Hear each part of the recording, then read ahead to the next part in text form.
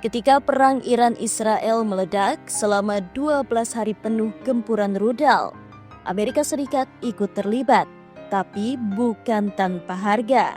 Sistem pertahanan udara canggih mereka, THAAD, justru jadi korban dalam konflik ini. Menurut laporan Military Watch, sistem THAAD milik Amerika yang ditempatkan di Israel telah menembakkan antara 60 hingga 80 rudal pencegat. Nilai totalnya fantastis, 1,2 miliar US dollar atau lebih dari 19,7 triliun rupiah. Satu rudal pencegat THAAD harganya bisa mencapai 236 miliar rupiah per unit. Sebuah pengeluaran yang membuat perang ini lebih mahal dari yang dibayangkan.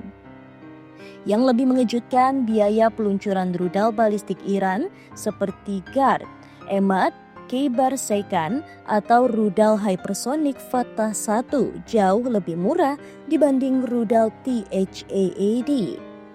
Inilah yang disebut strategi perang asimetris, di mana Iran hanya perlu mengeluarkan sebagian kecil biaya untuk memaksa Amerika Serikat dan Israel merogoh kocek miliaran dolar hanya untuk bertahan. Menurut analisis yang beredar, mahalnya biaya pertahanan inilah yang diduga membuat Presiden Donald Trump secara sepihak mengumumkan gencatan senjata antara Iran dan Israel.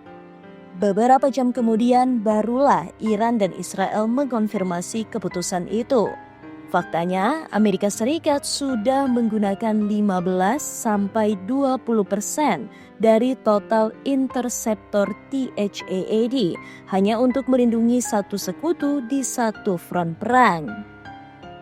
Tapi bukan hanya Israel yang jadi sasaran Iran. Balasan datang pula ke pangkalan udara Al-Udeid di Qatar yang dioperasikan militer Amerika Serikat. Serangan ini terjadi setelah Amerika Serikat ikut menghantam situs nuklir Iran pada 22 Juni dini hari. Sebagai balasan, rudal Iran menghantam pangkalan strategis di Timur Tengah. Ini menandakan bahwa Iran tidak hanya melawan Israel, tetapi juga mengirim pesan langsung ke Washington. Amerika Serikat hanya memproduksi 50-60 rudal THAAD per tahun. Itu berarti jika digunakan 80 rudal dalam 12 hari, Amerika membutuhkan lebih dari 1 tahun untuk mengisi ulang. Dalam konflik berkepanjangan atau jika perang multifront terjadi, ini bisa menjadi masalah kesiapan militer yang serius. Beberapa analis pertahanan menyebut THAAD belum sepenuhnya siap menghadapi rudal hypersonic seperti Fatah 1 milik Iran. Rudal ini bisa melaju dengan kecepatan Mach 15. Itu berarti hampir 5 km per detik dan dapat mengubah arah saat terbang. Dengan kemampuan seperti ini, efektivitas THAAD dipertanyakan, bahkan untuk sistem pertahanan secanggih Amerika sekalipun.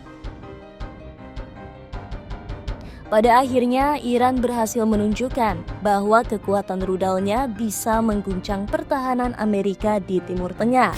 Meski situs nuklir mereka terkena serangan, ambisi dan kemampuan militer Iran tetap utuh. Amerika Serikat dan Israel mungkin menang dalam serangan awal, tapi kalah dalam perang psikologis, keuangan, dan moral.